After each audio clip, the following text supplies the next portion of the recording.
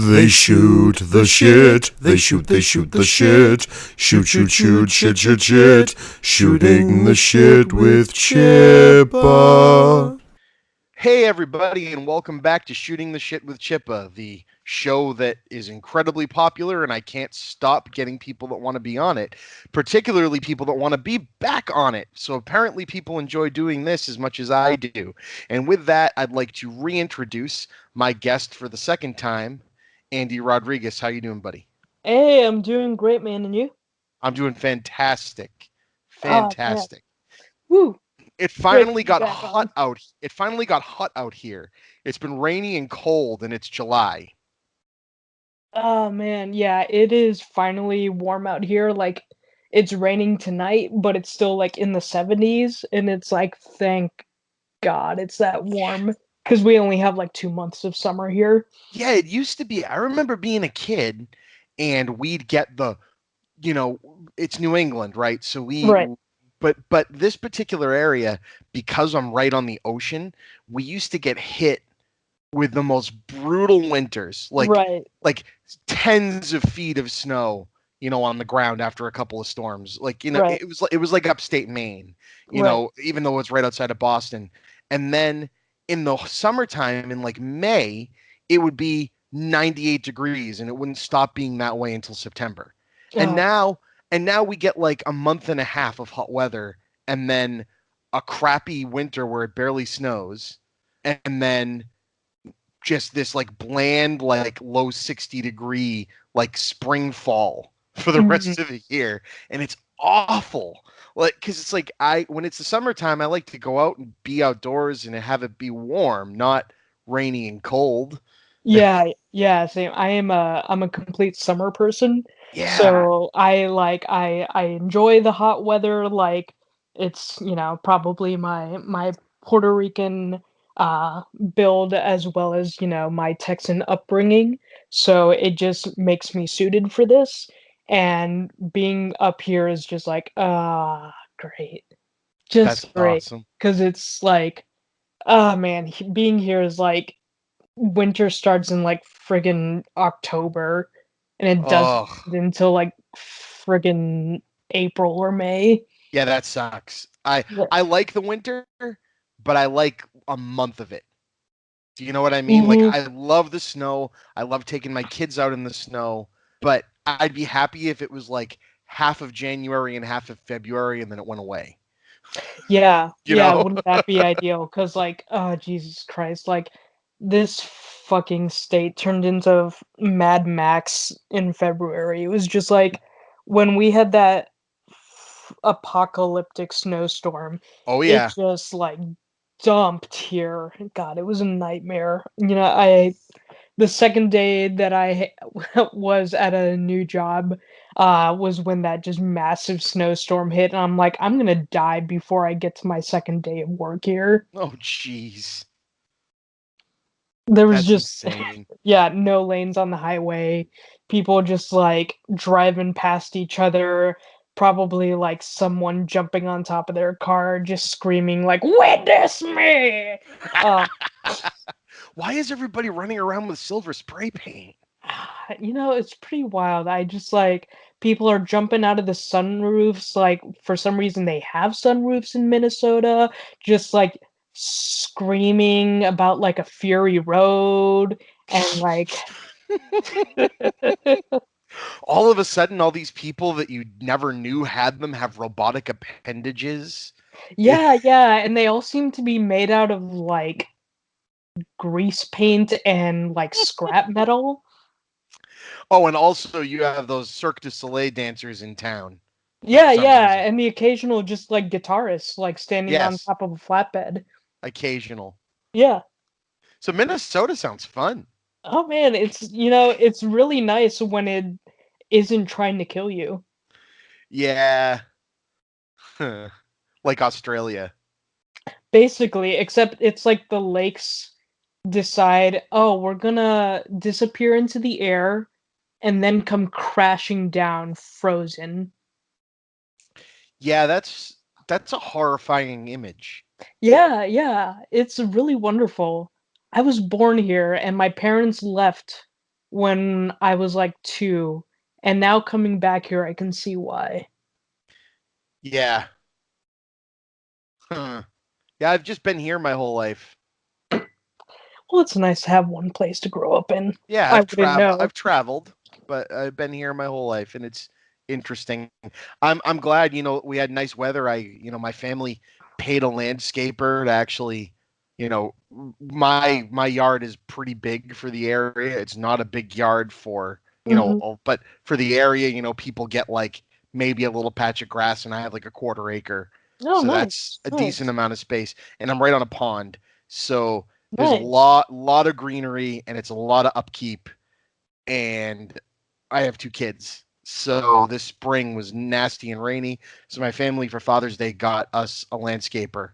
Oh, So we had a big, beautiful cleanup today, and that's so everything, all nice. the weeds are gone, all the debris and fallen trees are gone. That is It's so good. wonderful. Oh, it's just, and we have a birthday party for our son in a couple weeks, so it's going to be great to go outside and not have to spend a week cleaning Very up nice. debris before Very it. nice. Very nice. That's really good to hear. Yeah, Oh it's man. been one of those like slow start summers. Like in March it got really warm, and so I had just refinanced my house and Hmm. decided to put a float on the end of my dock with a kayak launch. Okay. And like I was all pumped to like use that like every weekend and every day before work, and it's just been a shitstorm of like Hmm. rain and just awful weather, and it's like finally a good weekend, so I got to do that. Nice. It was great. But Nice. but anyway, we're here to talk about other stuff. Yeah. Even though Yeah. I absolutely love talking to you, man. So It's it's a not good hard at all. it's a good rapport. But anyhow, I would like to start off with the icebreaker. We'll play another round of right quote wrong movie because this thing is taken off and people love it, All and right. I'm sure you like it. And I gave you fresh quotes, and then we'll get into the cool surprise thing that we have for people tonight. A little bit of a change up, something different. So. All right. All right, so I'm actually going to have you pick the movie numbers for the rounds now instead of me predetermining them with random numbers. So give me a number between 3 and 145, if you will. 3 and 145. Let's go with 72. 72 is picked often. Really? It's just that number, and I don't even remember what movie it is, and it is Star Wars. Oh, nice, nice, nice, nice. Nice. And so I'm assuming, because I'm the one that made the list, that means A New Hope, which was originally just called flat out Star Wars. And I I have a that's the assumption I made. Yes, and I have a Star Wars quote in my mix, so I'll be sure not to use that. So Okay. throw a quote at me. All right. My quote will be, "Running's not a plan. Running's what you do when a plan fails." Tremors. Oh, that's perfect. Um, I'm going to use this quote because it applies directly to the scene in the cantina there. Okay. Uh, Leave the limbs you lost; those belong to me now. Star Wars. I Nice. don't know. I think yours is still better. Mine is very Death Star scene. Very topical. Yours Yeah. is very Cantina. I'm very torn on this one. Oh, maybe we'll call that one a draw. I'm okay with calling it a All draw. right. So round two, 3 to 145. All right. Let's go with 33. Gattaca. I am not familiar with that movie. It's a sci-fi movie, but we can pick another one. Pick another number. Okay, let's go with let's see, 117. Whoa. Army of Darkness. Nice. Nice. I have an Army of Darkness quote, but I'll pass it on. Okay. All right. All right. So, let me see here. Okay, I got a quote. Go for it. You are one ugly motherfucker, Predator. All right. Um, I'm gonna go with 10,000 years will give you such a crick in the neck. Army of Darkness. I think yours wins. Uh, yeah, yeah. But I love that I Aladdin really quote. like that. All right. So one to you, one more, sir. 3 to 145. All right, let's go. Let's go with 145. Ooh, I don't even know what that could be. Wall Street. Wall Street. Okay. Wow. Okay. Interesting. Yeah. Let's see. All right. So, for Wall Street, I've come here to chew bubblegum and kick ass, and I'm all out of bubblegum. Nice. Nice. I think you've definitely got this round, but because I'd love to see how this quote, particularly in how it was used in Jay and Silent Bob Strike Back, would apply in Wall Street. Ooh, what a lovely tea party. Wall Street.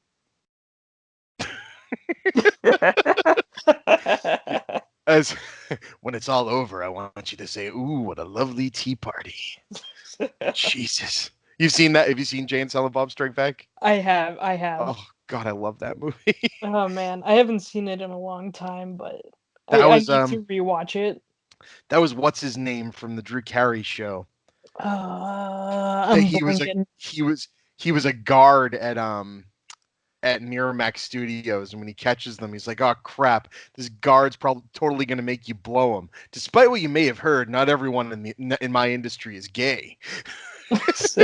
He's like, "Oh fine, how about I blow him while you watch?" It's like, all right, and when it's all over, say, "Oh, what a lovely tea party." Oh man. It's so fucking wrong. Anyway, so everybody, Man. that's right, quote wrong movie again, which doesn't cease to make people laugh. So, um, with that, you know, really quickly, I got to do my housekeeping where I say the names of the people who give me $15 or more a month on Patreon. That's Mason, Christopher Finnick, Patricia Chipman, my mom, hi mom, and Hugh K. Campbell Jr. And also welcome my new patron from just last week, Mark Gaydosh. He's the one of the I haven't had a new patron in a while, so that's pretty awesome. And I've been doing ad reads for some other shows, but I'm going to do an ad read for myself. Tonight's podcast is brought to you by the Talkbuster Podcast Live in Salem, Massachusetts on August 24th, 2019 at 1 in the afternoon. It's 21 plus because they serve alcohol all willy-nilly and free like over there. Not free, but Oh, it's a wouldn't lot that of be it. nice? Wouldn't that be nice? But it's going to be awesome. It's $5 online, $10 at the door. You're going to see me and a whole bunch of people that I worked at the Salem Blockbuster with. All talk and do an episode of the show. We're going to play right quote wrong movie with the crowd. We're going to do movie trivia with prizes. We're going to have door prizes, and then we're going to do a Q&A for the second half where you get to ask us anything you ever want. So Talkbuster Podcast Live, Salem, Mass in August. If you can make it, come on out. And if you come far enough, I'll buy you a drink. Anyway, with that, Andy, last time we talked about a show you used to do on college radio Yeah. called Spoiler Alert. And let us turn the Shooting the Shit with Chippa tonight into an episode of Spoiler Alert. So give us an intro, my friend. All right, so welcome to Spoiler Alert tonight, folks. I am Andy Rodriguez, and I am here with the ever wonderful, ever insightful Chris Chipman, and we're going to talk about whatever topics that we find on this list that we consider interesting enough to talk about. Woohoo! So, Topics. yeah, topics. I love topics. Oh, and real quick before you go into a topic, you were talking about that you were drinking a Who Garden tonight. Yes, And I yes. was drinking a Sam Adams Porch Rocker, which is not as tasty as a Who Garden, but is pretty good.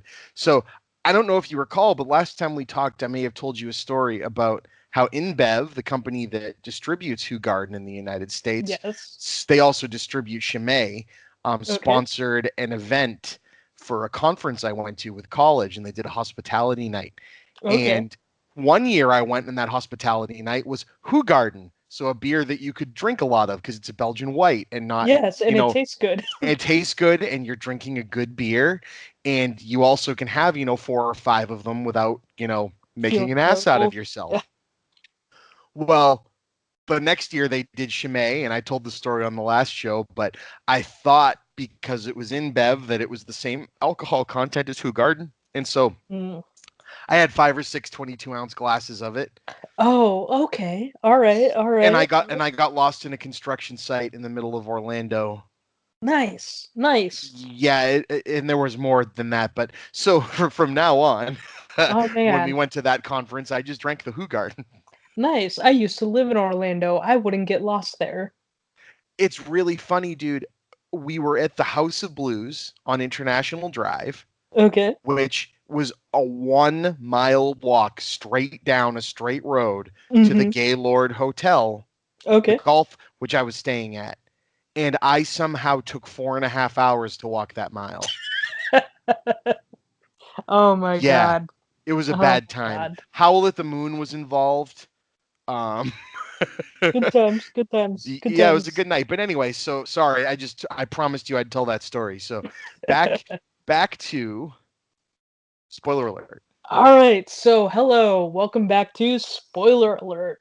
So, I think we're just gonna take a look at the topic list here and just talk about stuff that sounds interesting and that we feel like we could, get a good bit of conversation out of.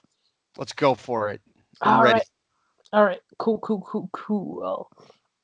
So, one of the topics that I mentioned before we really got into this was why first weekend box office means nothing.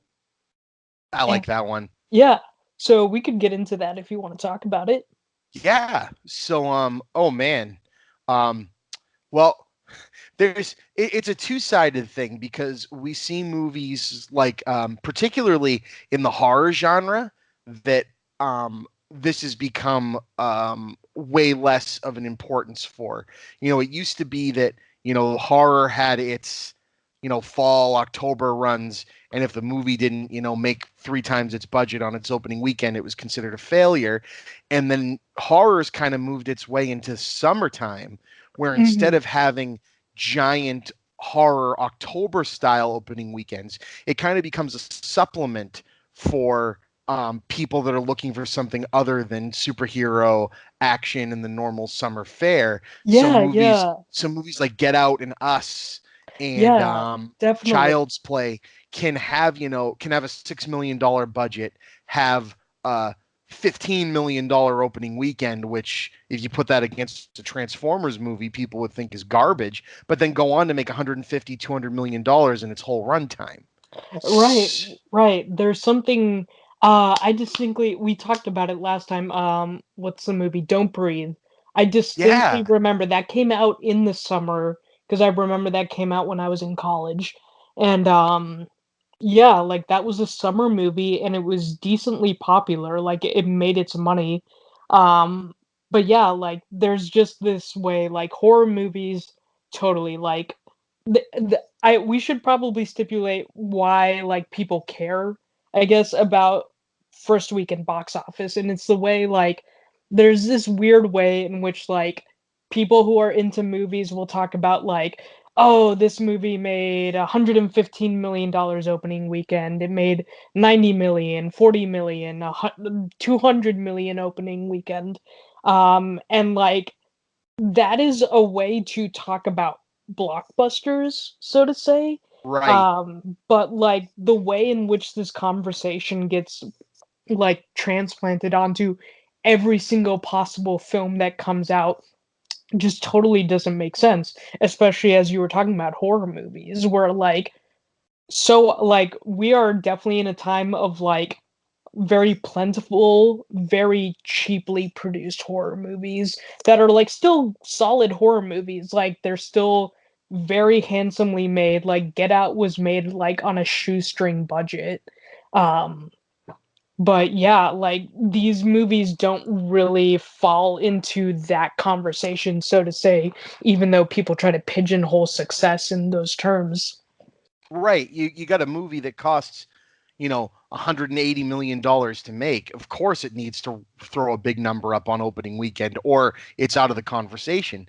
But you've got something maybe even in the same genre or not in the same genre that could make, that amount of money in its whole theatrical run and have kind of like a slow, maybe might open at number 5, but then stays number 5 for every week and stays out for 3 months, you Right. know? And Right. those movies don't get talked about. It's the same thing with like a Rotten Tomatoes score. Is as good of a gauge as that can be for the general public on, okay, I was on the fence. Oh, a lot of people really like it. Maybe I'll go and see it. That still, you could have a 99% that was 99%, but all reviews the people that gave it a C plus. Yeah, that's like I so often get frustrated as well with the conversation around Rotten Tomatoes because it's very much it's an aggregate of how much are people positive on this, not necessarily the overall quality of the movie Right. itself. And I think that can, it kind of falls into a similar ballpark of people want people want to shoehorn in um, one particular metric that they can use all the time. Right, Imagine if they did it in sports. Like, imagine if like your team, right, like statistically was only based on like, well, the only way a football team can be good is if their quarterback is a perfect quarterback. And yeah, you go, yeah, but you can have the best quarterback in the world and the team can suck, man. yeah. Like, Like it's, determining if like every baseball player on the team has to have a high batting average or they all fucking suck. Like, that's not how that works. Like, fundamentally, like, you're using the wrong metrics to apply to the entire situation, and it just doesn't make sense to evaluate things in that way.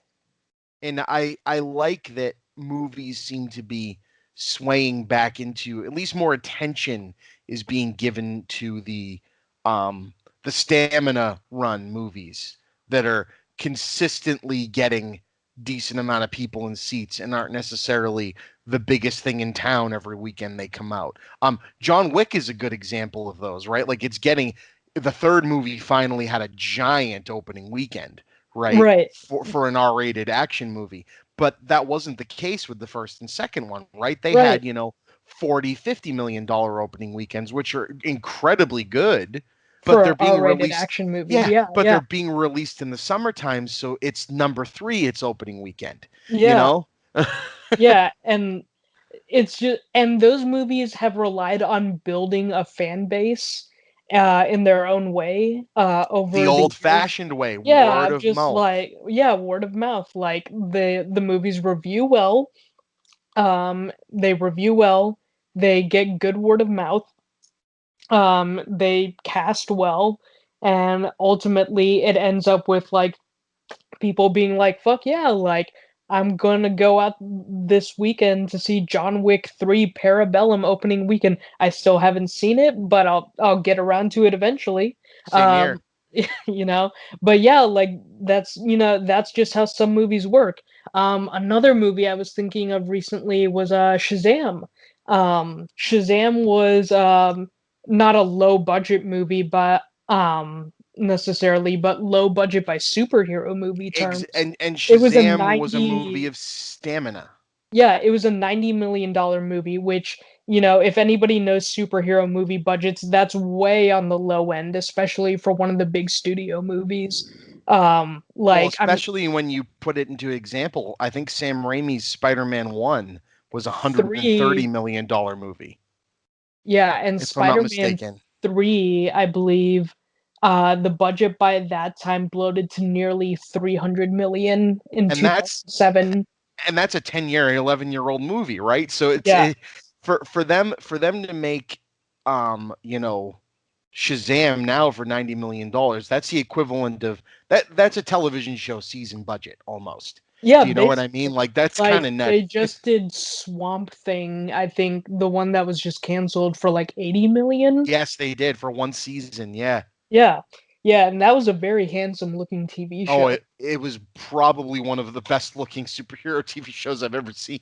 Yeah, I've been meaning to, finally get on the DC Universe app because they just released the second half of Young Justice season 3, and I'm a huge fan of Young Justice. So glad that Well, they brought it back for season 3. for Thank for you. example, for example, we talk about opening weekend box office, right? Yeah, Avatar. Avatar is still, I think Endgame will hit it. I think Endgame may have beat it it's for original very theatrical one close. numbers, but Avatar was re-released. Yeah, Avatar's opening weekend was $77 million. It almost wasn't number one its opening weekend. Yeah, it And wasn't when you think huge. it was a $237 million movie, okay, Right. in 2009, that's the equivalent of like a $450 million movie right now, Yeah, right? it just had insane legs. And that's what I'm talking about. I think we're starting to sway back. I think more people are going to the movies consistently again. I don't mean like showing up on opening weekend, but I just find movie theaters, you hear about like date nights and stuff happening a lot more at them, and I think we're coming over that hump of it. For a while it looked like they were going to disappear. Hmm. It was looking like the blockbuster way for me, and I think it's kind of calmed down a little bit. Right. um and I see, they kind of redid the theaters, so it's more about comfort and more about, it being a luxury more Right, which than. was kind of a necessary thing to And do. I like that about it, Yeah. but I think because of that, I think they're anticipating that the demand is going to be a more less people are seeing it the day it comes out, and more people are going to see it over time. Right, right. And so, yeah, I think your argument is a damn good one. Yeah, yeah. There, because we're seeing it in almost every genre except for the big blockbusters. Yeah, yeah, like, and even for the big blockbusters, like, opening weekend isn't always the most important thing because you need to have at least somewhat decent legs. There's almost no opening weekend that can make enough money to recuperate any large Right. blockbuster's budget nowadays. I mean, Like, look what happened to Godzilla King of the Monsters, a movie I absolutely adore, and it yeah, did terrible. yeah, and I I have been meaning to go see that in theaters, and I just keep pushing it off and off because Oh, you should you go, know, dude. I really really want to, but I just have been pushing it off. But I think that speaks to a lot of things. Another movie was that I was thinking about was Batman versus Superman. Hmm. Number number one that weekend. Ended up grossing in the end in like the $700 million range or so, which for a movie that was that expensive and which they marketed as intensely as that, like they marketed the shit out of Batman v Superman. Yes, they did. It should have made more than $700 million. It should have hit the $1 billion mark, but it didn't. Because Yeah. ultimately that movie just didn't have legs because of poor word of mouth and poor reviews.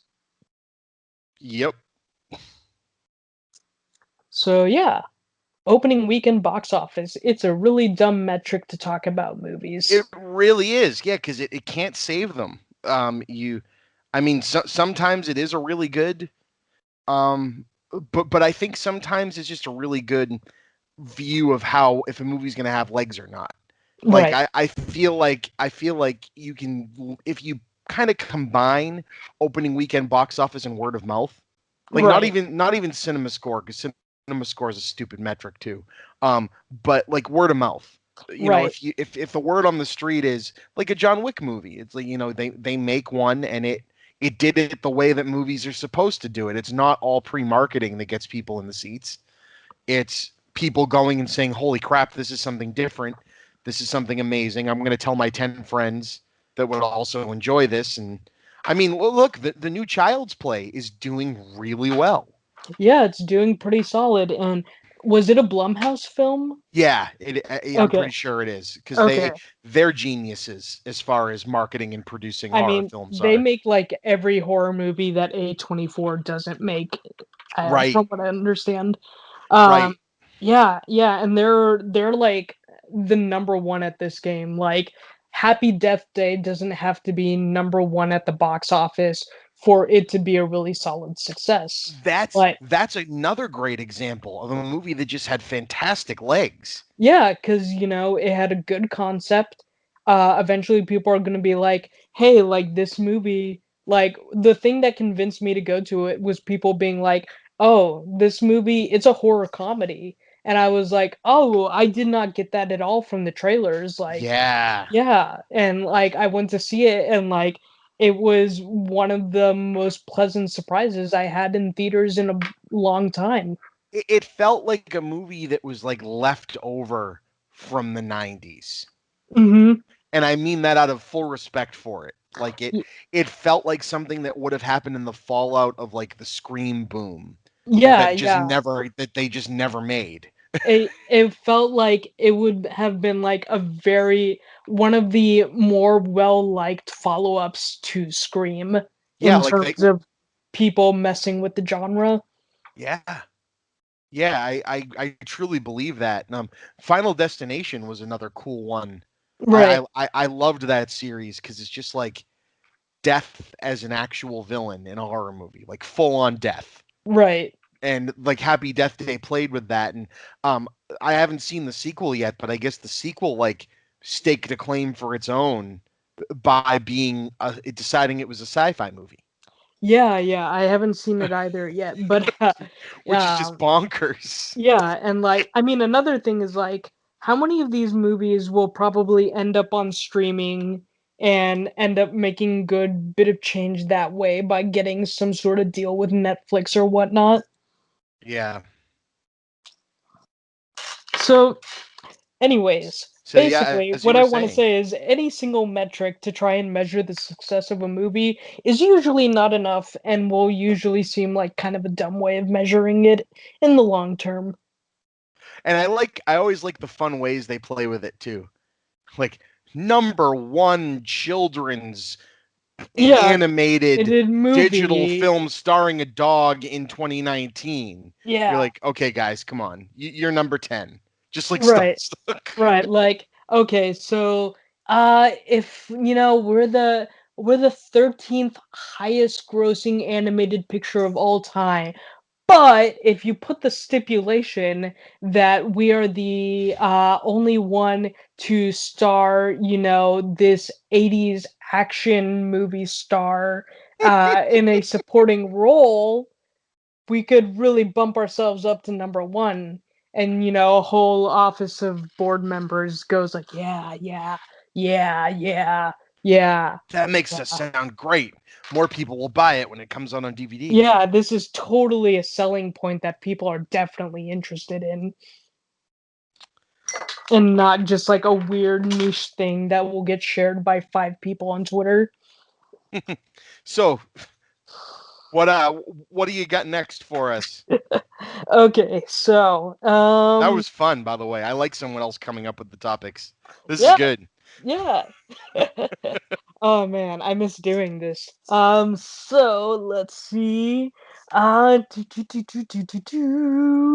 So, we could talk a little bit about niche satire on the internet if you're familiar with like some of those more niche websites like Reductress, Point and Clickbait, Clickhole, Starwipe.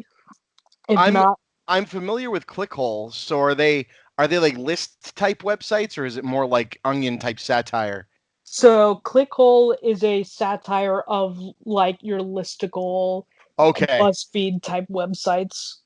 Yeah, throw it. Why don't let's see if my brain catches on. Yeah, You start this topic. I'm sure I've seen this stuff, but yeah, let's see. sure. So like there's been this, I am not totally familiar with how old some of these websites are. But I've been seeing more and more of these websites that basically function as like the Onion, but for an even more like niche website, journal, magazine sort of thing. And I've found that, like really fun and interesting because there's a way in which that connects with a certain audience in a really fun way. Like one of them is called Reductress, which is this website that kind of parodies a lot of like women's magazines. It sometimes it pokes fun at like your Cosmopolitans or your Jezebels and stuff like that, and like it just has these really ridiculous headlines. I'm just gonna like look up Reductress right now and see if I can pull, a fun headline of theirs. I just Uh, pulled a great one from Clickhole that says heartbreaking. Ellen DeGeneres is trying to give away $500,000 to every fan who comments amen on a poorly spelled Facebook post, but everyone thinks it's a scam. yeah, Okay, I yeah, like this. I have seen this. I like this a lot. yeah. Reductress is stuff like, this woman has her mother's trauma, or breaking hot person on the train, or if all student loan debt is canceled, how will I have an automatic advantage over my peers? So it's TV fans rejoice. The cast of Friends reunited to form a giant mech suit to battle a colossal lizard attacking Los Angeles. yeah, and there's a way in which like I'm gonna look up pointing clickbait because they poke a lot of fun at a lot of your gamer websites and stuff, and if anything can be done more, it's poking fun at bad gaming journalism. Yes, I Uh, completely agree. you know, let's see. Like all of the interviews at E3 this year. Did Oh you man, watch any of these? not a ton of them because E3 is kind of just hard to watch anymore. Yeah, I happened to be home and they were like, "Oh, the EA something or other is going to be on." And I'm like, "Cool, I'll tune into one of these live. I've never watched one of these live." And the designers were like all really interesting people to listen to talk. I have no idea how they don't just punch these people that are interviewing them. It like I get people, I don't get it, but I guess I understand that people have formed a brand where they have to be influencers Right. in their YouTube videos. But when you interview somebody, you can't interview them like a jackass. Mm, Do you know what I mean? Like the loud, like in their face, like arm moving, catchphrasey. I'm listening to it and go, let the guy talk about his friggin' work. Do you know what I mean? yeah, there's a way in which like video game journalism never really operates in the same way that like other professional fields of journalism. Like even the easiest and most direct comparison would be like movie sites and movie journals and magazines, and like if somebody gets a chance to like interview a director, I could not imagine that behavior like happen. Right. Yeah, like people generally don't act like that in general, so it's really strange to see that happen, and it's just like what is wrong with this medium in general that even the professionals, so to say, cannot act so. Yeah, it's very weird. So I pulled up Pointing Clickbait and I'm looking at their website, and they have some fun articles here, some fun headlines like powerful. The protagonist of this shooter will say this is bad every time he kills an unnamed foreigner. Or Nintendo denies the existence of wet browser. New fears that violent shooting simulators may encourage children to gamble. Oh god. Oh my god. Oh man, I wish I That's had gone down this rabbit hole sooner. that's a little on the pulse there. Overwatch team successfully argues that there's nothing in the rulebook against a dog playing the game. Unbelievable. This man binge watched the entirety of Evangelion and he still doesn't understand depression. Bethesda draws flack for not explicitly thanking Nazi fans. That's I Jesus, think that's too close to the truth. that sounds too real. Like, I'm pretty sure that is just like a few, like, if No, you no, no. reword that a bit, that's a real headline. Here's the perfect one. YouTube's 4,891 strikes and you're out policy claims another victim. Oh my god. Femin- Feminism win, tit slasher 12 will let you play as a woman. This poor gentleman's finances have been crippled. He was a prominent right-wing firebrand who committed only 4,891 repeated incidents of racism, sex, rape, threats, and hate. Oh God. Oh, Oh. that's too on the nose. Yeah, so like I love these websites. I love this form of incredibly niche satire, and I think about, I like most of these websites better than, the Onion itself. And it may be because they are more niche. They do like narrow in on a specific topic, or a specific, sort of thing that you're familiar with, that you don't really get to see like the Funhouse Mirror version of. Sub-Zero gets spine ripped out during rally for fair work conditions at NetherRealm. Oh. CD Projekt Red celebrates successful E3 by allowing workers to only work 12 hours on Monday. Oh no. That's sad. That's a little too close. Oh boy. Oh Jesus. This is just mean. Riot Games asks harassed women developers to get on mic and prove they are women. Oh no. Ugh. Inclusivity win. This white man in the new Call of Duty will be named after an Asian woman. Oh. So yeah, basically the game industry. 5 French New Wave classics you must watch before Avengers Endgame. Sorry, I'm done.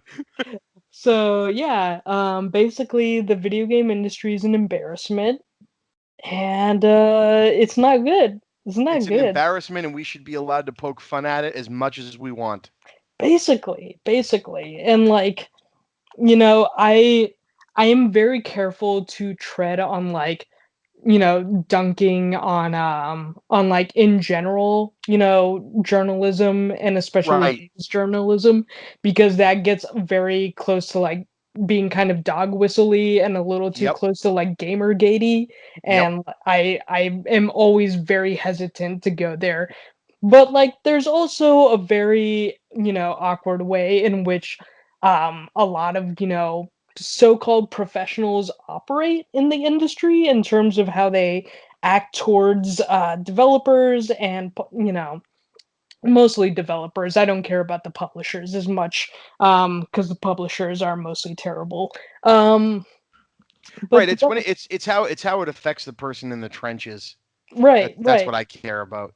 Right, like the actual people who have to make the games, as pointing clickbait makes plenty of jokes about, like, there's a lot of issues in the video game industry in terms of crunch, in terms of, mistreatment of developers, and the way in which, like, the jokes are centered around that and around the mistreatment of a lot of people is sort of the stuff that needs to be drawn attention to more than Right. else. It's kind of doing what the earlier days, not the earliest days of the Daily Show, which was more of like a Ripley's Believe It or Not of strange news stories, but Right, when the Jon Stewart days where it was, they were reporting on real news, but doing it by making light and making ridiculousness out of how silly and dumb all of it was.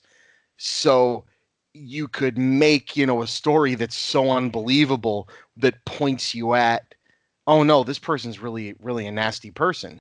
And so you're right, where instead of making a joke that makes the person who's being undermined look like a fool, they are making up a half true story with a headline that's half true to draw light to the actual fact that these people are being overworked and something should be done about this. And if it's allowed to go on unchecked, it could become as ridiculous. It's got like a Black Mirror kind of thing to it. right, right. Like the satire is always aimed at you being like, oh, that's funny because it's true. Yep. It's unfortunate that that's true. Um, it's the kind of stuff that makes you laugh at it and then like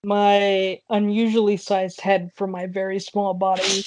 I have a big head, but I'm 5'2". I'm a very small person. Like, uh, 5'2"? us Really? us Puerto Ricans, we're not a big people.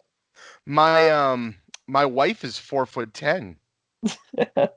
Yeah, some of us people out here we're just real short and we can't find pants in our size. Yeah, no, I know the struggle there. I have a 29-inch inseam, even though I'm 6 feet tall. So, Really?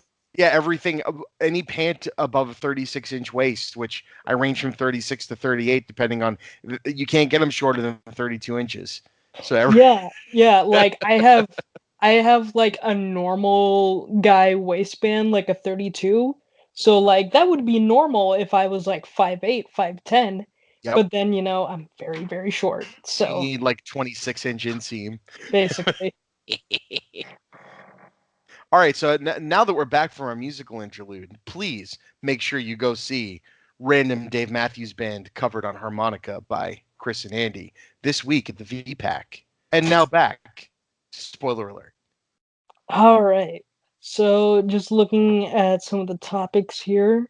Um, let's see. So one of the topics that I had here was let's see, abusing literary ideas to meaninglessness. Uh, so so stuff like the hero's journey, tropes, cliches, Bechdel test. Oh man, yeah, let's just go down the list of those.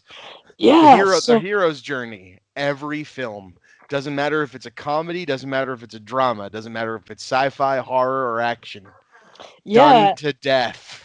basically it's just like, can we make our movie the most generic movie possible, and we'll think that in some way this will connect to the audience more.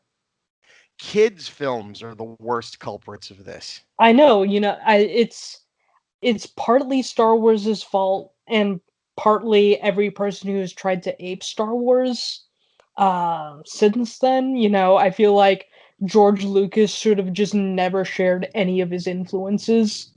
Right, and it's why John Carter failed, Yeah, among other things, is because by somehow that movie was what it took people to call bullshit.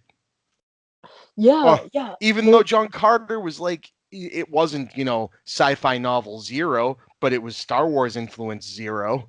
yeah, yeah, You know what I mean? like John Carter is definitely like one of the texts that ends up influencing what Star Wars becomes. Yeah, Like it's John Carter, Buck Rogers, and what's the third one? Flash Flash Gordon. Gordon. Yep, Yeah, he's a miracle, Andy. He'll save every one of us. Flash. Ah, Da, da, savior of the universe. da, da. Dun, So dun, yeah. dun, dun, dun, dun, dun.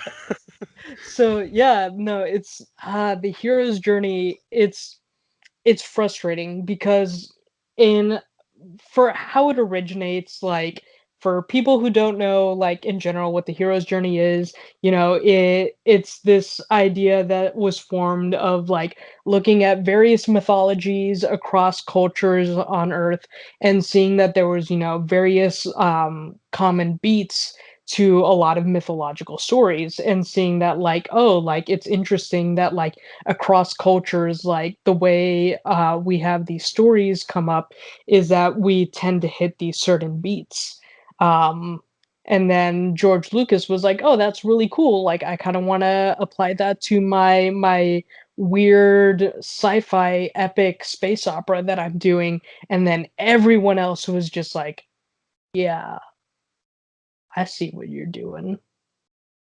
I And see." I like it. It makes it easy for me.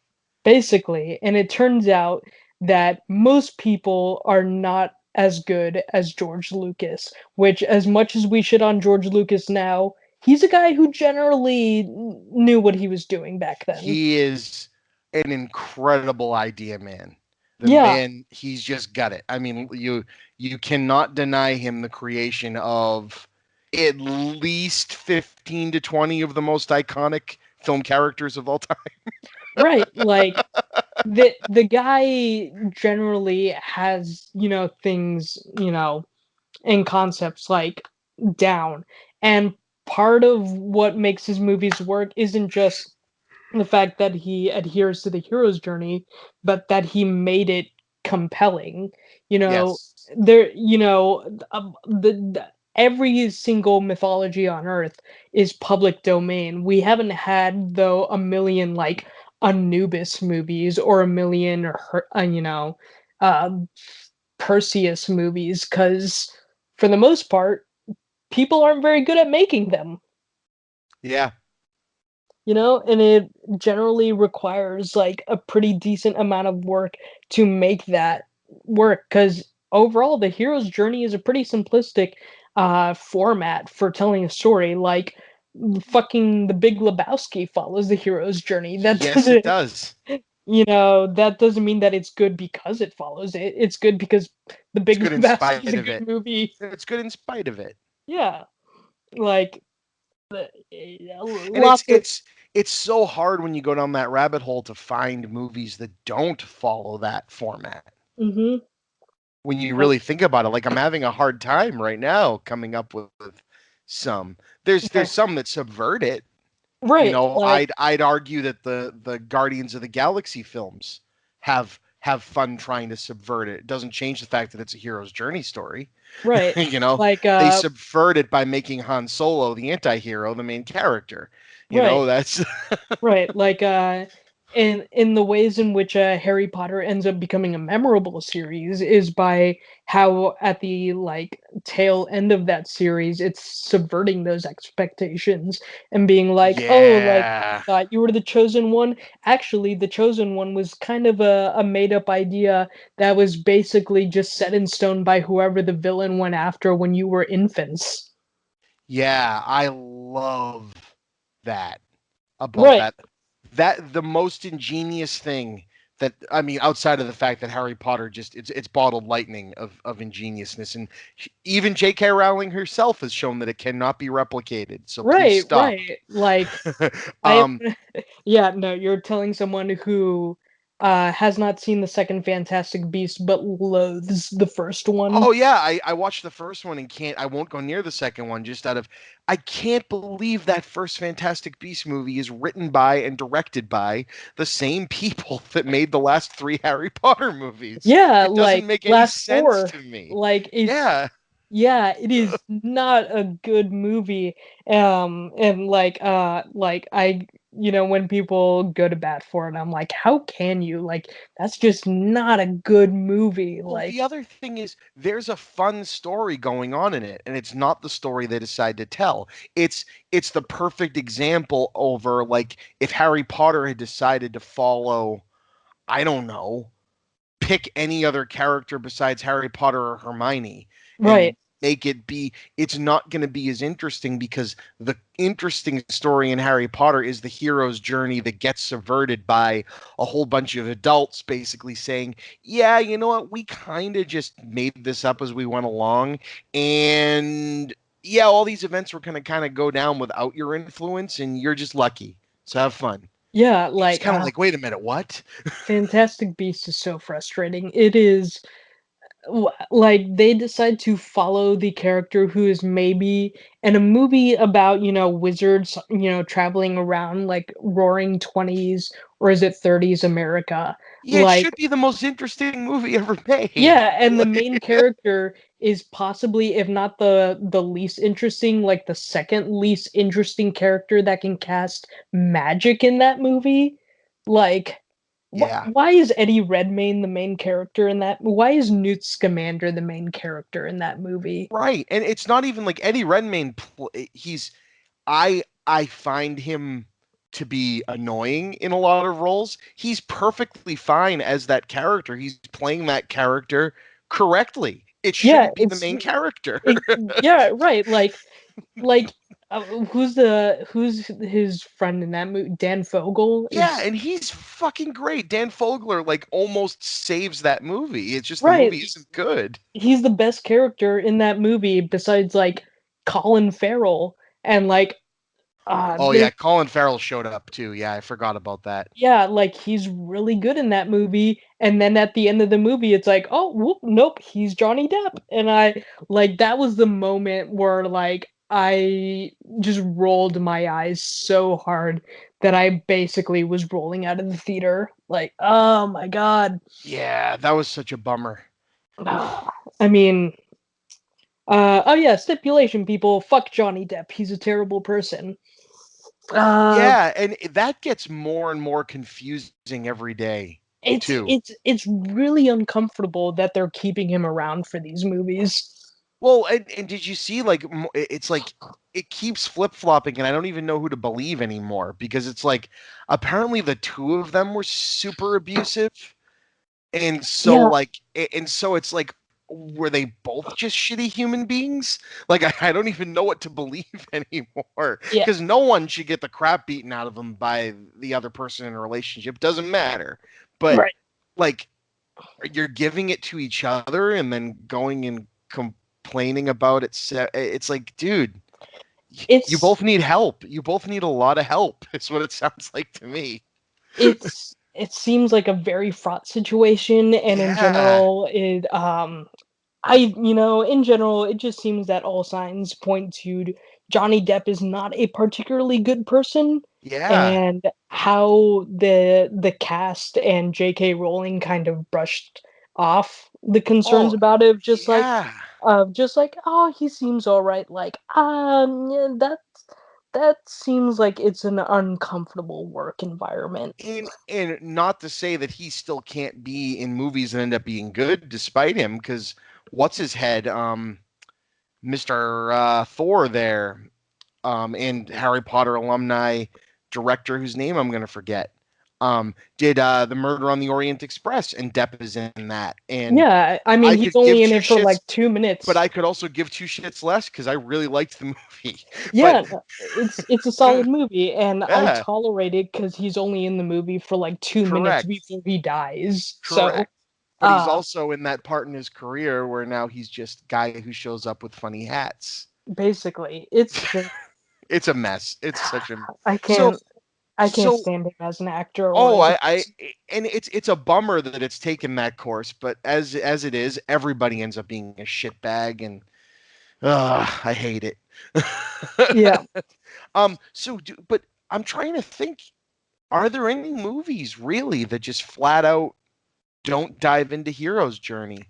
I I mean, mean, it's the hard thing is that the hero's journey wasn't necessarily meant to be a template, it was an observation yeah, and a theory about, like, trends in storytelling and mythology.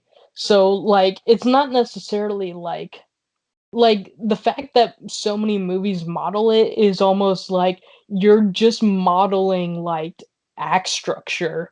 Like, yeah, it's not a special, like, key that opens up you to making good movies.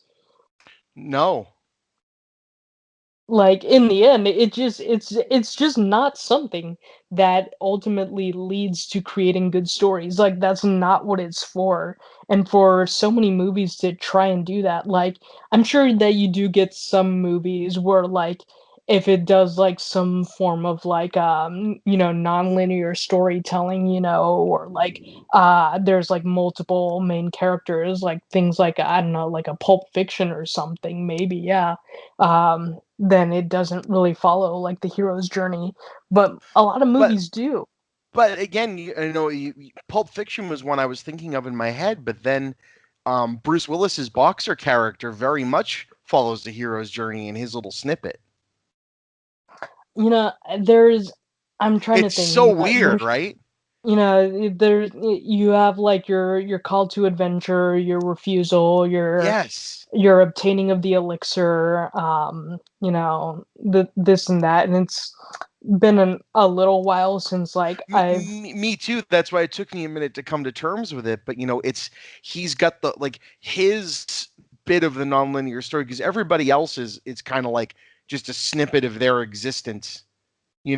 They're kind of just living a day in their lives, but he happens to live a day in his life by being the one that is has the most to lose and gain by Marcellus Wallace having something bad happen to him.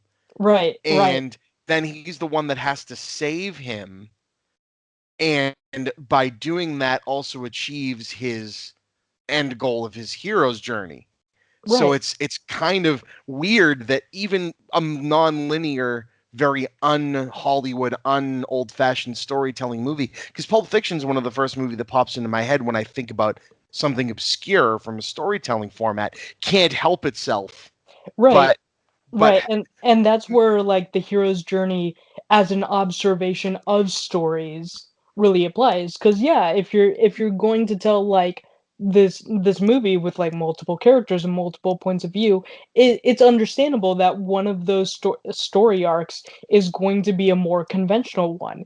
And I think it's interesting then that the other ones are unconventional in terms of that, but like people don't really like think about that because like they latch on to the one that is like most easily recognizable as something that they can pin the points to and see the arc of. right.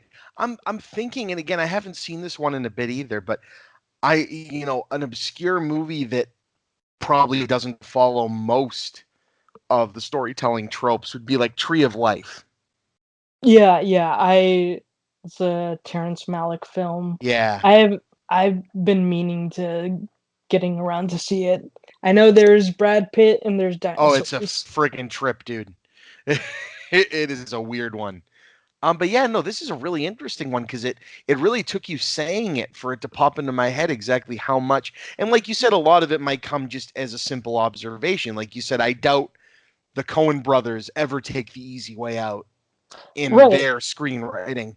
But the fact that the Big Lebowski can have that probably leans that one being more of an observation of how this character plays out than right. anything else. But wow, yeah. Right, right. And like it just so often comes down to the fact that like it doesn't necessarily make the story special that it follows the hero's journey Yes. because it's the hero's journey should be treated as it is, which is just an observation of the fact that so many stories follow very similar beats. Not it shouldn't be considered a formula. And it Right. shouldn't be like if you're like observing how well a film adheres to the hero's journey and trying to make some quality observation from it, you're doing it wrong because that's not That's what not it's what it's for. there for. Right. Yes. Oh man, that's great. Oh man. These are good topics. Keep them coming. I'm Okay. having fun. So, continuing down abusing literary ideas to meaninglessness tropes. Okay, so are you familiar with the website tvtropes.org? I am. Okay, I hate this fucking website. Uh-huh. Hate it a lot. I also love it a lot, but I hate it a lot. Um, so TV tropes. You said you are familiar with it, correct? Yes. Okay, so tvtropes.org, for those who aren't familiar with it, is this website that tries to break down media, pop culture through these very specific tropes, so to say. Not necessarily cliches, but just like concepts and ideas that are throughout media. So, like, if I search up, let's search up, I'm trying to think of just like a popular thing. Today's one is really good. Searching the stalls. Okay, Yeah. today's featured trope. Searching the stalls. A character hides inside a bathroom stall, and to find him, another character enters the bathroom stall and begins a systemic search of each stall, sometimes accompanied by a come out, wherever you are, which is hyperlinked as another trope.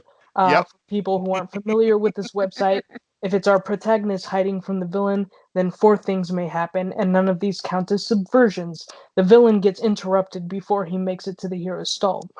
The hero escapes unseen by means of an indie hat roll or a ceiling thing. Also, these are hyperlinks as well, and his stall is either revealed to be empty or the villain fail to spot check. That's another hyperlink in a D&D reference. Less commonly, the hero surprise attacks the villain before his stall is open, or if the villain is smart and armed with a gun, he'll shoot into each stall, though the hero will likely find a way to avoid getting shot up. So, like, this is an example of a trope in media, and TV tropes then has various categories below of Expect things, a shot at foot level at some point. yeah, like of various things by medium. So, like, it has it broken down to anime and manga, comic books, film animation, film live action TV, mythology and religion, video games, web animation, Western animation. And you can click on things. I'll click on film live action, and it starts listing things like Max Payne, Cast a Deadly Spell, Zombieland, with like little summaries of like what happens in the movie. So, like, Zombieland, our hero has to relieve himself, and to be on the safe side, he searches each stall in the bathroom before doing so. I love that backwards version of that in Zombieland. I noticed that originally, Yeah, like it's just a mundane task he's checking the stalls to do instead of like something life threatening. I always liked that. right, right. And so, like, um, TV tropes as a website is not inherently a bad thing. I should say. So my vitriol towards it is certainly not towards its existence and what it catalogs, because for the most part, it's a just for funsies thing. It's just like, oh, let's catalog like these commons, things that we see in our pop culture all the time.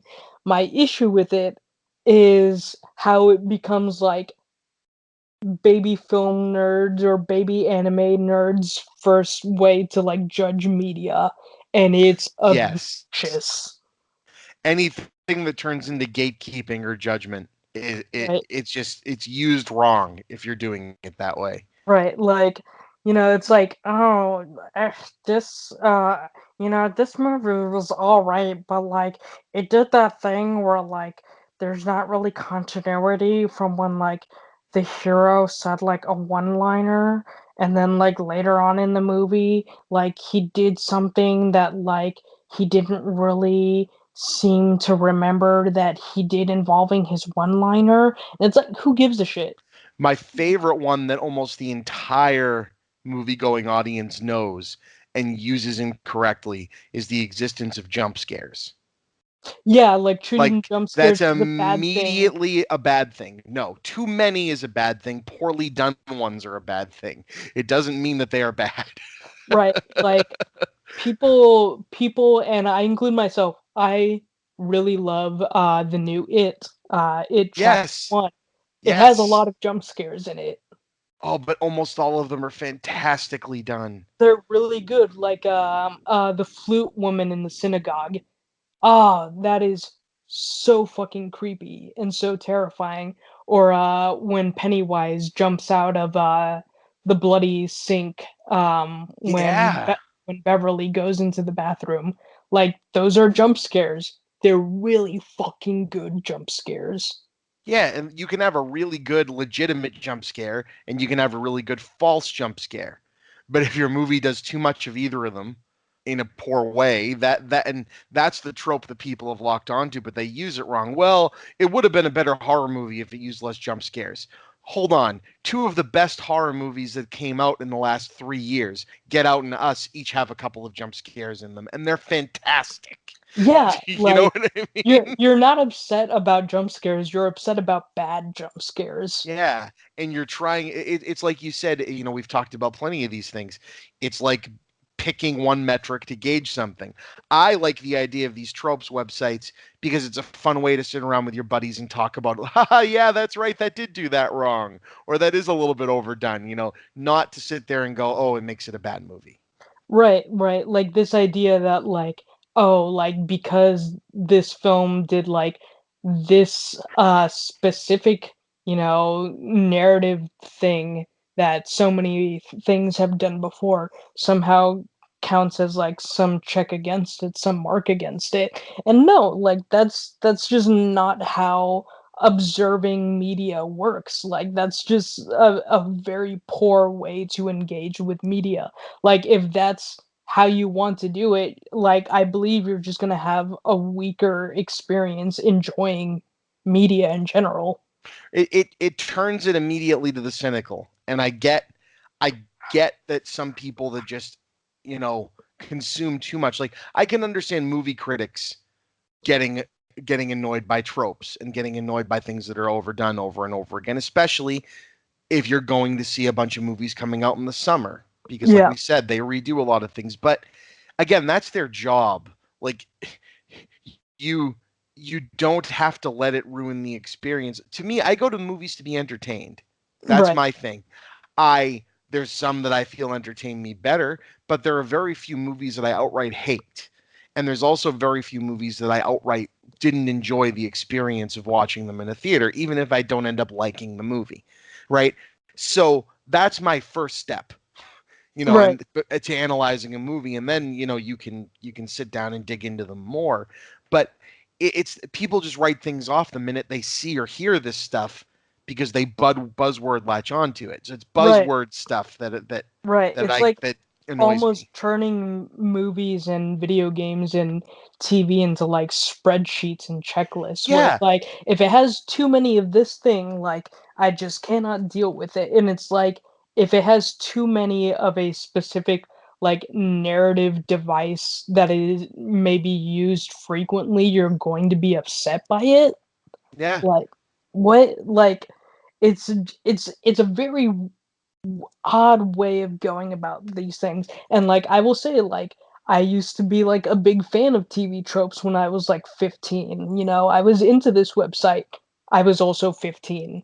So like Right, and if you use the right way, it can also educate you on a lot of cool stuff. It's like, oh, all right, no, you're right. I didn't notice that was used all that much, but it's that side of all of our brains that want to turn it into something that allows us to have elitism over something.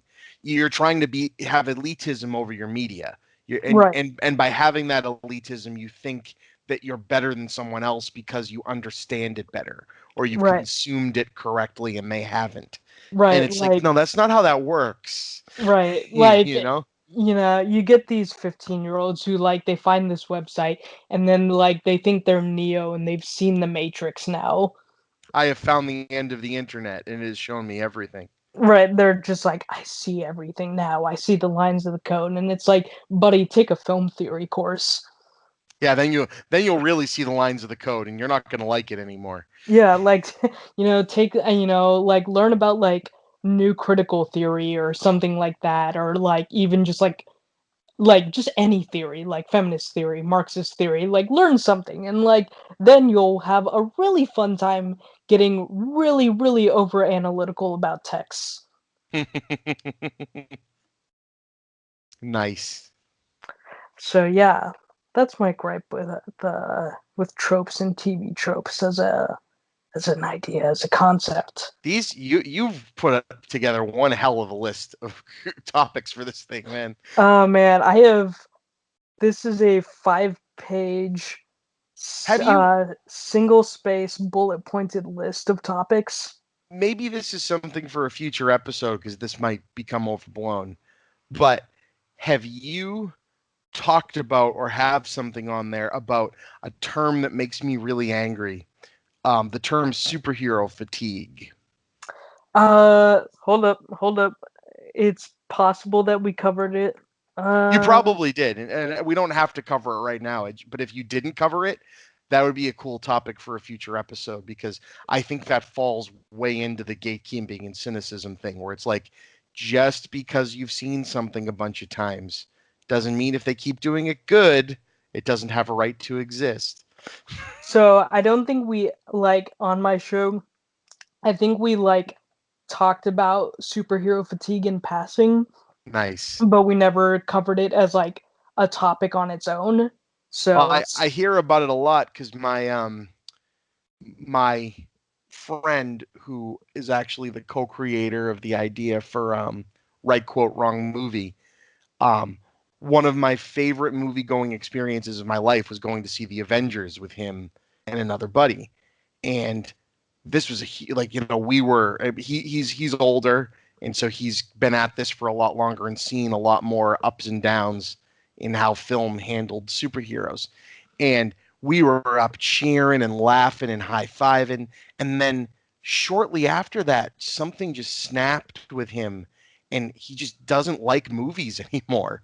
And so there's all this like, oh, it's just another one of those stupid superhero films, and I'm not going. I go, dude, there's sequels to the Avengers, and they're as good as that movie. You're going to love it. And he just like has no interest anymore, and it bugs me. And he goes, there's too many of them. It's superhero fatigue. And I'm like, wow, really? Man, you must not read fantasy novels then. Yeah, like You know? yeah, and I always feel like there's always a few it's usually people who watch a lot of movies that I feel say that who feel the burnout. And I was just about feeling it at the end of 2018. I think it was after I saw Into the Spider-Verse, I was like, wow, that movie was amazing. That was really fantastic. And then I was like, do I really want to see another superhero movie? I Do I I? did I did have that same feeling after Spider-Verse. I will agree with you there. Yeah, and I did feel it a little bit after Endgame, but it was more of just you know what? This was narratively satisfying. I don't really know if I want to see another one of these really soon. And Yeah. actually, that's kind of why I'm just not super excited about seeing Far From Home, even though I like Homecoming a fair amount. Me too. Yeah. 'Cause, right now I'm just "You know what?" I'm still "You know what? Endgame was a pretty solid ending to all of this." And now I'm just I'm just okay with chilling for a while. Yeah, it's weird because I feel the same way, and not like out of that I'm angry that Far From Home exists. It's just like I think I need a little bit more time. Yeah, Like there's I just want to see it and I want it to exist, but I think I need a little bit more time. right, it's you know, the Super Bowl just happened, and now it's "Alright, and the next season starts in 2 weeks." Yeah, insane. So we've been going for quite a bit and I love this. So let's do you have one more topic? I could do another topic. Let me look Because here. because I am having a blast, and we're gonna do this again because this is super cool. Oh man. Oh, one of the topics I never covered it we basically did it was stop trying to make everything the hero's journey, but I think we Yep, basically covered that. just stop it now. Don't try. Let it happen naturally. Yeah. Let's see. Doo doo doo. Let's see some of my topics here. Let's see. I put down you can cry at baseball or any sport for that matter. The growth of AR from Halo's Bees to Pottermore to Pokemon Go. Uh, Rick and Morty and BoJack Horseman, the honesty of emotionally devastating comedy. Oh man, yeah, I would love to talk that one, but I need to watch more of both of those shows so I can be better versed. Oh, I'm caught up on both of those, so if you ever get around to it, we Oh can talk yeah, about it. they're both Um, so good. let's see. Let's see. Apple versus Android, Xbox versus PlayStation, PC versus Mac. What drives the war of corporate cult of personalities? Uh, Wow. let's see. Okay, why are nerds so precious about Watchmen? Ooh, I think that's like a whole episode worth of discussion right there. Probably. Damn. Wow, that's a hot button um topic if there I mean, is ever no, wasn't one. especially now with the HBO show coming out, Oh, and definitely. it looks really bad in my opinion. I'm looking forward to it. So I will say I'm looking forward to it. Like do not mince words. It just is not exciting me from the look of it, but I'm uh, very excited about it. I'm It's the definitely looking forward same to it. it's the same issue I have with the Lord of the Rings thing that Amazon's doing. Yeah, I'm so excited to see more Lord of the Rings. Uh, I just don't want Lord of the Rings by way of Game of Thrones, and that's what I'm afraid they're going to try to do. I'm And just like, I'm wondering if it's going to be like, just like Lord of the Rings, the prequel series, that's where what they're doing. yeah, and you can follow along as we fight, Sauron's bad daddy villain mentor. Yeah, exactly. That's what I'm worried about. We've seen that not work every time. Yeah. Yeah, I mean, prequels are just so fascinating and interesting. You know, Every once in a while, that's why they they're not work. the main story. Every once in a while they work, but it's very rare. Yeah, and then a lot of times you get fantastic beasts. Yes. Yes. So what else? So, Do you have anything else on there that one won't get the Zack Snyder fans angry at us because I don't need that tonight. oh Even though I man, am a Zack Snyder fan, I I'm I just actually really I'm disliked his not last three movies. I'm not an anti Zack Snyder person either. Just not a fan of Man of Steel. I just have an interesting thing. I have an interesting thought that someone's going to hear us say the word Watchmen and we're going to get doxxed. I want to put this out there for all the people. I don't like Man of Steel. I do like Zack Snyder's Watchmen. Um, we good? We good? We're all good? Yes, I also like Watchmen, and I like 60% of the movie Man of Steel, and would have been really excited if he then gave me a Superman movie after Man of Steel, because Yeah, that would have been my nice. my feelings on Man of Steel was that it was a movie we haven't seen yet, which was a Clark Kent origin story, where Yeah. a troubled Superman needed to learn how to become Clark Kent, how to live on the earth, and learn how to be a moralistic and ethical human. And I was like, oh, cool, cool, this is different. I can buy into this. If the next movie you make is what I want, then this will be worth it. And then they made Batman versus Superman, and I went, oh, really? Damn it. Yeah, they made Batman versus Superman, which strangely, despite the title, does not contain Superman in the movie. Like, it's really odd. Oh, it's just a very bad course of events led to all three of those movies, and I really hope he rebounds from it because I think the guy's a great visual filmmaker, and every once in a while the writing and the visuals come hand in hand, and sometimes they don't. Yeah, like I'm mo- I the more I think about it, the more I really wish he was a cinematographer and not a director Yeah, because it's the Michael Bay confounding, right? Where it's like, man, if you only could get a few more handlers that would take care of the parts you're not so great at, yeah, you know, because look at how the Watchmen turned out. Like he nailed that.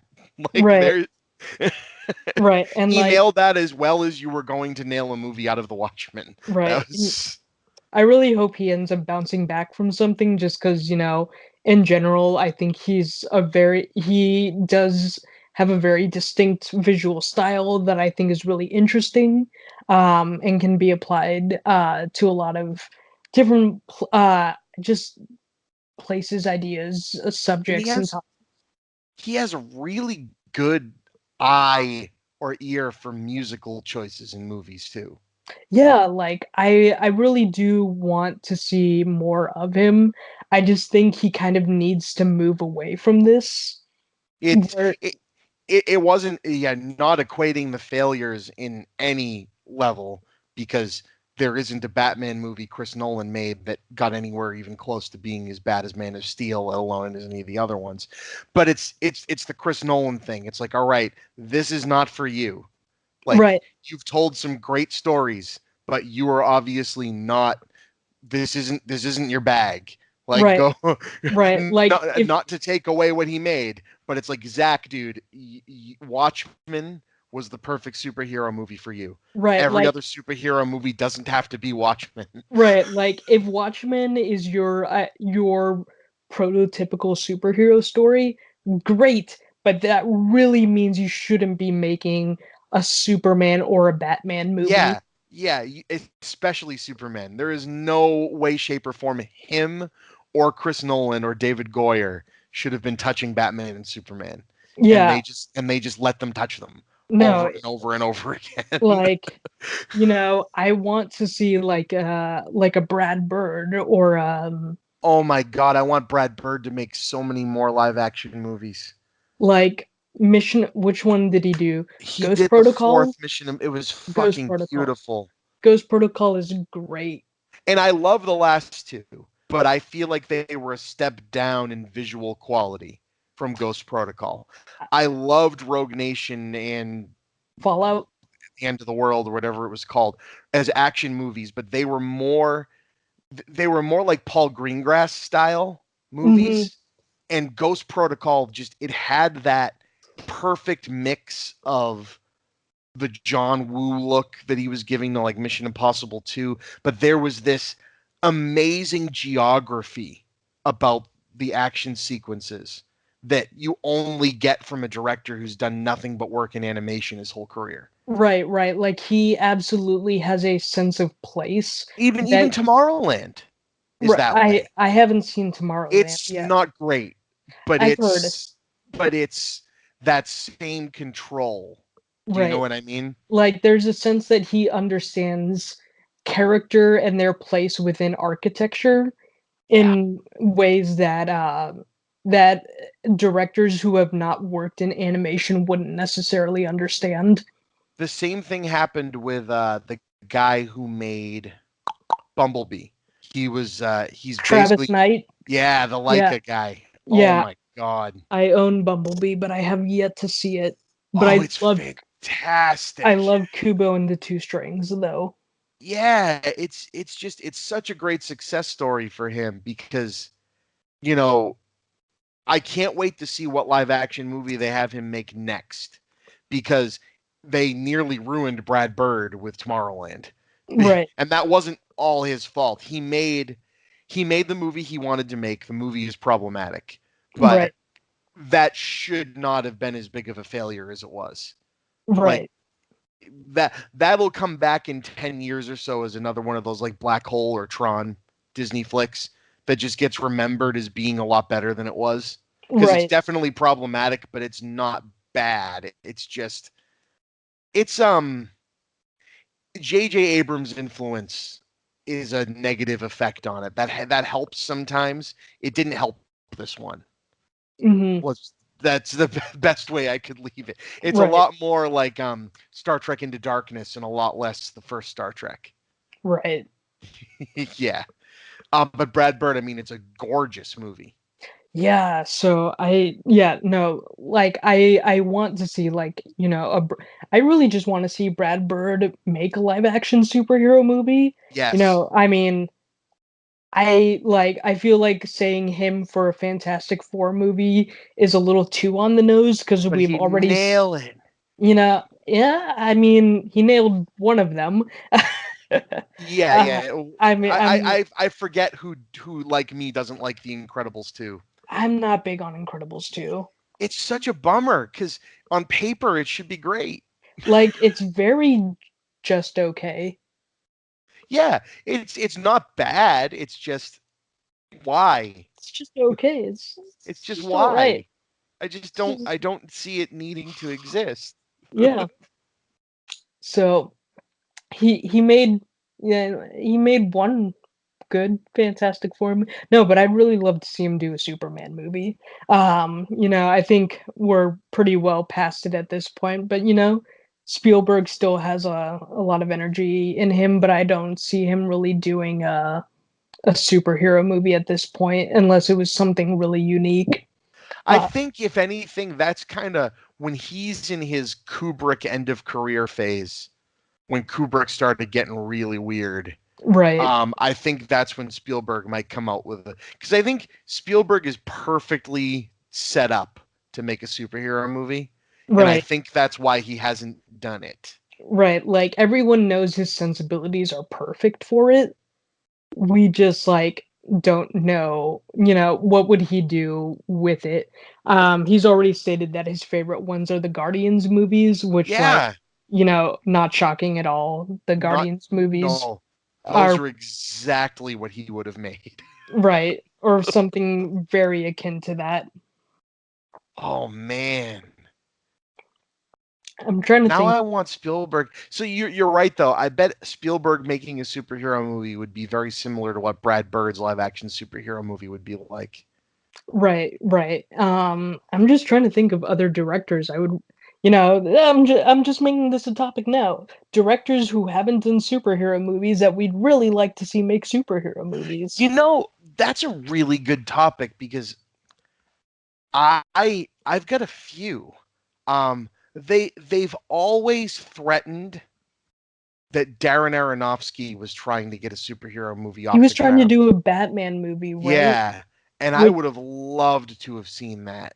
see, I'm sick of Batman a bit at this Right, point. but this was I think before Nolan did his. No, his take was really weird. It was gonna be like a homeless Batman who, Yeah. like, he had a ring with a T and a W that had like that was supposed to be like Thomas Wayne's initials, and when he punched people, it would leave a mark that looked like a bat. Yeah. Yeah, what a I weird would have thing. watched that. But I would Um love to see him do like a question movie. yeah, exactly, right? Yeah, just like a character who's really weird, but kind of like on the outskirts of like the general superhero universe. So like he can kind of play in the sandbox, but like in his own weird, kind of secluded place of it. I would like to see Gore Verbinski do a superhero movie. Oh, yeah. Yeah, something swashbuckly, or maybe Yep. something a little more like a cure for wellness. Yep, or just another Phantom. Ooh, yeah. I think he would be a perfect choice for Yeah. another Phantom. Hell, he'd be a perfect choice for another The Shadow.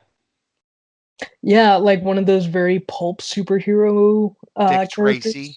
Yeah, yeah, definitely, The definitely. guy's just got the eye for it, you know. Definitely. I've always found him to be an interesting director, even in his failures. I've always found him to be very interesting. You know what he could probably do really well? A Green Arrow movie. Oh yeah, we could try that. That's, immediately like a very fun, like an urban swashbuckler movie. That's my pitch right there. Yeah. I feel like that would be fun. Hollywood, get at me. I feel like that'd be fun. Even though they've already gotten Ryan Coogler to make it, I would have always loved to have seen Spike Lee's Black Panther. Oh man. Marvel never would have let it happen, but I would have loved to have seen that. I would really like to see Spike Lee's Black Lightning. Now you see, there you go. Yeah, Now that's the movie he was born to make. Right. but then like he's also made movies like Inside Man, so like you Yeah. can make something a little more like espionage-y, a little I more Spike Lee's Ant-Man. I think it's amazing that Spike Lee, after so many years, was able to pull out Inside Man and just be like, "Oh, you don't think I can just do Hollywood genre filmmaking? Like you thought all I did was this other stuff? Here's a straight Hollywood genre movie, and I do it better than other people. Here you Yeah, go." You're just kind of yeah, like, "Wait a minute, what?" yeah. Imagine if Spike Lee had directed Ant-Man. Whoa. You know what? Spike Lee comes out. I'm going to direct the whitest superhero ever. Wait a minute. I'm directing Paul Rudd. That would have been great. Hey man, alternate timeline somewhere, some timeline had Spike Lee direct Ant-Man. Oh man, Spike Lee directing Edgar Wright's script for Ant-Man. God, that would have been wild. Now I I'm trying want Spike Lee Edgar Wright collaboration. Hollywood, do it. Come on, come on. God, Let's see it. Spike Lee redirecting Scott Pilgrim versus the World from Edgar Wright's script. Oh man, I just want to see I I just want to see more Spike Lee stuff. Me too. Hollywood did Spike Lee dirty. They They really, they did. they the way that he kind of got demonized in the press in general of being like this angry provocateur just was garbage. the treatment of him. Right. Especially when the things he was angry about, he had every right to be angry about them, and he used his art to show that. Yeah, Isn't that what we're supposed to do? yeah, and the treatment of like do the right thing is this angry movie. It's not an angry movie. It's an incredibly empathetic movie. It's It's incredibly empathetic and it's incredibly real. Yeah, it's just, empathetic towards certain people who are marginalized and have a very, appropriate reason to be angry and upset about things, and the movie just happens to care. Yeah, I love that flick. So, yeah, Ryan Johnson. Feel like he could make a good superhero movie. Oh yeah. Yes, see, now we're getting back to the part where we're going to get the internet mad at us. I love it. Yes, You know what? Just Ryan coming out Johnson here, would. Last Jedi is my favorite Star Wars Yes, movie. Ryan Johnson would make a great superhero movie because Ryan Johnson is a great director, and Ryan Johnson made a great freaking Star Wars movie. Oh man, love The Last Jedi. Just want everyone to know that Andy Rodriguez at Super the Andres on Twitter loves The Last Jedi. And at Please the at Chippa me. loves The Last Jedi. I used to, for the longest time, end the Chipman Brothers tangent by saying, "And The Last Jedi is still freaking awesome." So get off my case. It's a great movie. I've never walked out of a theater so happy with the movie and then been so depressed after seeing how people were reacting to I it. have never been like felt such whiplash from my own reaction and then seeing other people's reactions online. Like I was like, did we watch two different movies? Yeah, man. And again, not that I'm not excited for the new one, because my take on the new one is that that trailer was intentionally cut to troll people that didn't like The Last Jedi. I Just honestly think that. as in like, oh, we're gonna Yeah, we're to gonna make go them back to think that they're old. fixing it. Yeah, Yeah. to be like, oh, we're bringing back Skywalkers and the Emperor and stuff like, No, I which think was this all is stuff that made me roll my eyes during the trailer. yes, it made me roll my eyes, but at the same time, it made me go, yeah, it's making me roll my eyes, but I'm also the person who feels, even though they're playing this bait and switch with each other intentionally, to go, no, Ryan didn't really know what JJ was going to do, and so he could write his script on its own. No. Fucking Lucasfilm is a well-oiled machine. These guys were all in. They've been the choices to make these movies the whole time. The only change was that they fired the guy that was going to make the third one and brought back Abrams. That's the only difference. Right. But Abrams and Johnson came up with the core story together. Do you know what I mean? They Yeah. know what direction they're going in with this. So anybody that thinks that this movie isn't how the third one was going to play out anyway is being really silly. They're not fixing it to make them happy. They're cutting a trailer to troll your asses. And Yeah. that's what I feel they're doing. Granted, not that they're not going to pay off some of the stuff. I guarantee they're going to, but I don't think it's going to be in the same way everybody wants.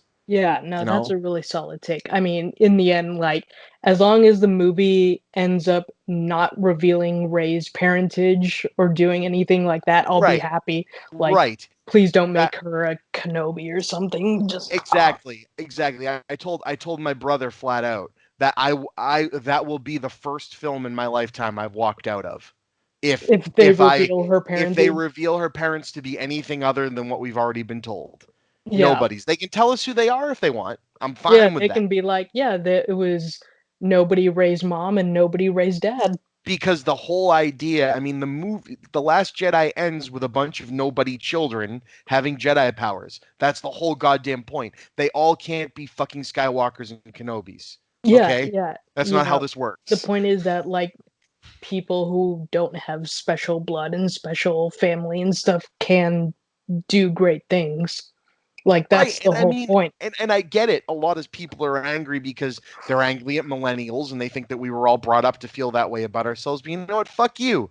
Let's try to have a good outlook on the earth and the Yeah, world like every once in a you know while. what? It's not a bad idea that like not having special last name can mean that you can still go on to do important Well, things. what I hope they do not only and again, I don't think we'll get there now that we only have one movie left.